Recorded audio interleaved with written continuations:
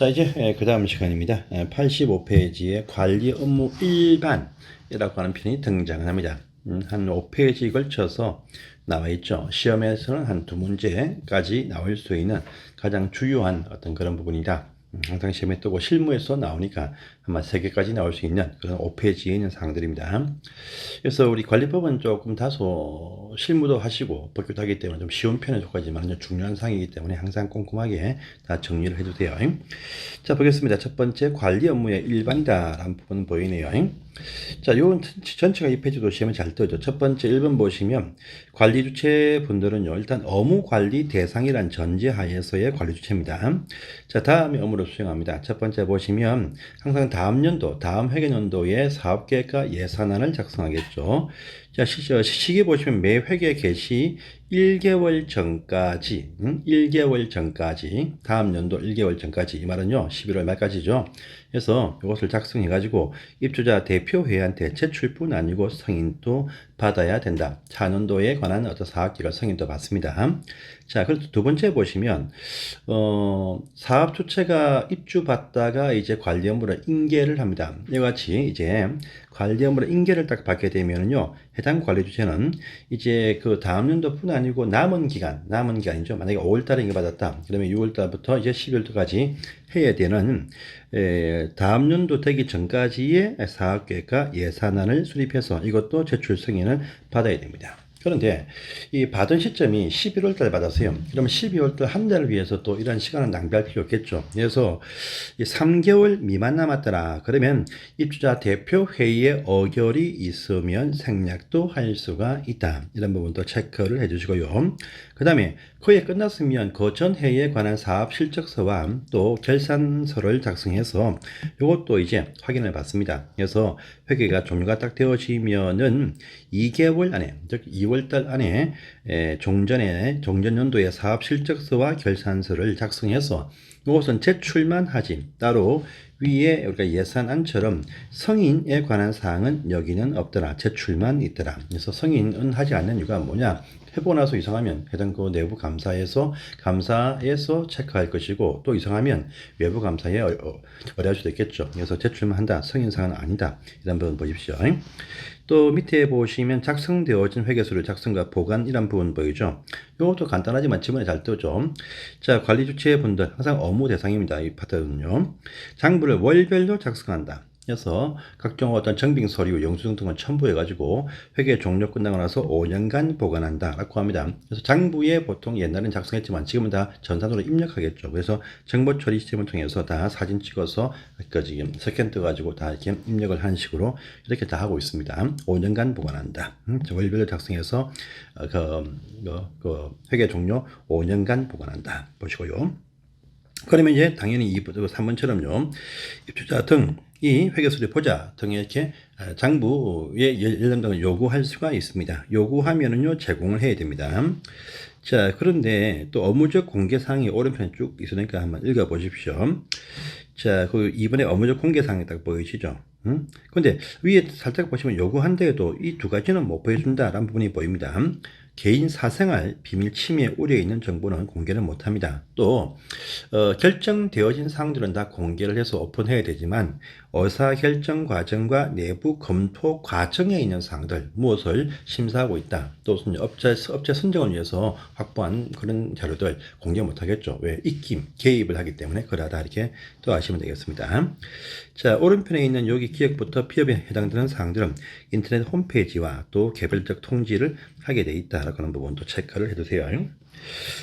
자, 4번 사항이죠. 어린이집 임대 계약이 있습니다. 보통은요, 우리가 입주자 대표이 구성되고 난 다음에 관리 규약에 다 포함을 해야 되는 사항이고, 하지만은 입주자 대표이 구성 전에도 입주할 때 한두 집이 먼저 입주한다 할지라도 애들을 데리고 옵니다. 그러면 어린이집 등에 대해서는 사전에 먼저 계약을 체결해 볼 수가 있습니다. 그래서 입대 구성 전이라 할지라도 아직까지 원래 입주받던 사업주체 있죠. 이들도 하여금 입주 예정자 과반수의 서면 동의를 받아가지고 어린이집 다함께 돌봄센터 공동육아 나눔터에 관한 임대차 계약을 미리 체결을 하게 할 수가 있다라고 하는 법 보이고, 이런 계약을 체결할 때도 사전에 해당 인터넷 홈페이지 또는요 입주 예정자한테 개별 통지는 해줘야 된다. 당연한 사항이 되겠습니다. 그래서 보시고요.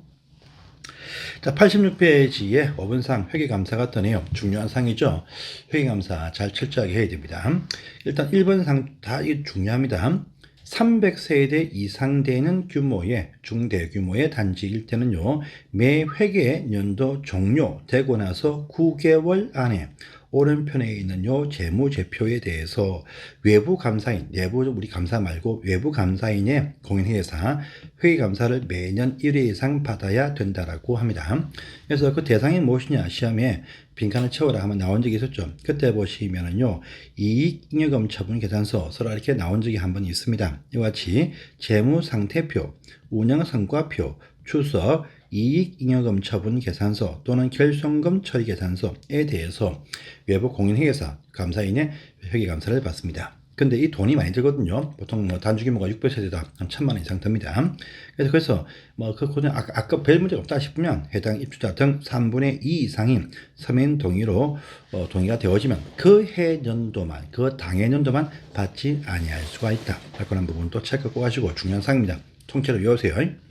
그 다음에 두 번째 보시면은요, 업무관리 대상 150 이상 플러스 무슨 성관계 있다 등의 업무관리 대상인데 300세대 미만 됩니다. 업무관리 대상일 때 이때는 원래 업무적 그 감사 대상은 아니지만 입주자 등이 10분의 1 이상이 연수로 요구하거나 입주자 대표회에서 의결을 해서 요구할 때는 또 같이 감사를 받게 되어 있다. 10분의 1 입대 의결 1터는 또 감사받습니다. 사실 필요가 사실 없는데 뭐 문제가 좀 큰 단지가 있거나 싸우거나 또는요 입주자 대표회에서 그 Y로 먹죠. Y로 10분의 1 정도 이 Y로 먹기 위해서 실시하는 경우도 한 번씩 있습니다. 참고만 하십시오. 세 번째 보시면 요 잘 보세요.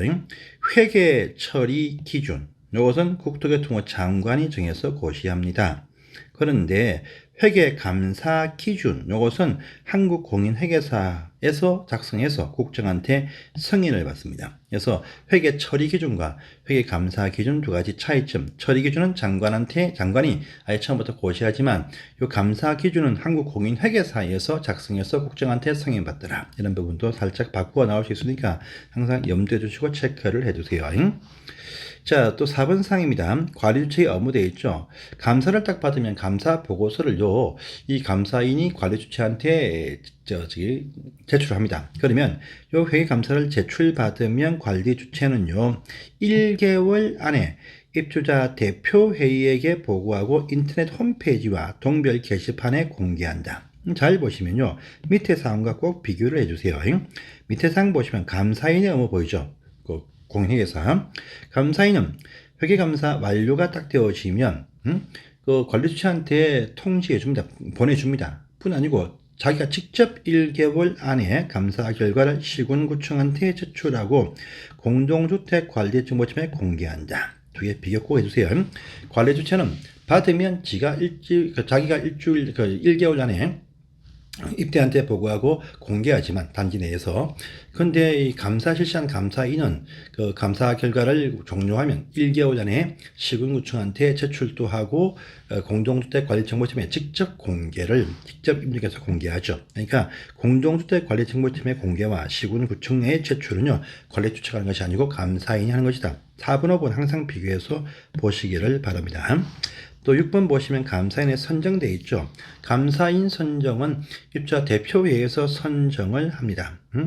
그런데 입주자 대표회는 시군구청장 또는 공인회계사한테 감사인 추천을 의뢰할 수 있고 입주자 등 또 10분의 1 이상의 연수로서 추천을 의뢰할 수 있다라고 합니다. 그러면 입주자 대표회에서는 추천을 받은 자 중에서 선정을 해야 된다. 이런 부분도 체크하시고 전체 법령에서 핵심 사항을 모아놨기 때문에 제가 다 보고 있지만 다 중요한 내용들입니다. 해서 보시기를 바랍니다. 여기까지가 회계감사 등에 관한 업무죠. 자, 또 그 밑에 보시면 6번 사항도 중요하죠. 단지에 계시면 각종 어떤 공사 등을 위해서 사업자를 선정을 합니다. 이것도 마음대로 못합니다. 해서 보시면은요, 자, 원칙은 대부분 다 관리 주체에서 선정하고 비용도 집행한다. 이것이 기본 원칙입니다. 대부분 다. 그래서 밑에 있는 2번, 3번 사항을 비교해서 꼭 보시기를 바랍니다. 입주자 대표회의가 업자도 선정하고 비용도 직접 집행하는 사항이 있습니다. 그냥 하자보수 단말이 딱 들면은 하자보수 보전금 사용이든지 또는요 이 사업자가 미리 지급해준 하자보수에 관한 비용을 쓸 때 하자보수란 말 뜨면 이때에서 선정 집행을 다한다. 또 세 번째 보시면 입주자 대표회에서 선정을 하지만 관리 주체에서 비용을 지급하는 사항이 있죠. 두 가지 있죠. 장기 수선 충당금 사용공사하고 정기 안전 관리를 위한 용역 발주일 때는 이때는 보시면 입대 선정 관리 주체 집행, 하자보수가 딱 뜨면은 입대 선정 집행, 그 외에는 관리 주체 선정 집행이다. 이런 부분들 간단하지만 중요한 사항입니다. 자, 그 외에는 통과를 하시면 되겠습니다. 오른편에 제한편 하나 살짝 보이죠. 입주자 등 과반수가 서면 동의로서 종전 무슨 전기, 소방 등의 업자 빼자 이렇게 요구하면은 그 업자 참가를 배제할 수 있다는 부분도 체크를 해 두시기를 바랍니다. 자, 그 다음 페이지를 보십니다. 계약서의 공개라는 부분이죠. 각종 어떤 공사나 사업자 선정하면 그 계약서를 공개합니다. 계약 체결 일부터 한 달 이내에 인터넷 홈페이지와 동별 게시판에 공개합니다. 여기서 주의점이 오른편과 또 비교해 보시는데 관리비 등에 관한 공개는 그 다음 달 말일까지입니다. 다음 달 말일까지. 그래서 계약은 계약 체결 한 달 내에 공개를 하고 관리비 등은 그 다음 달 말일까지 공개를 합니다. 또 공개하는 그 영역도 차이 납니다. 계약서는요 인터넷 홈페이지와 동별 게시판 단지 내부에만 공개합니다. 그런데 관리비 등은요 인터넷 홈페이지 오른편에 있죠. 동별 게시판뿐 아니고 정보시스템에 같이 공개하죠. 그래서 이 계약서를 정보시스템에 공개를 하지 못하는 이유는 뭐냐?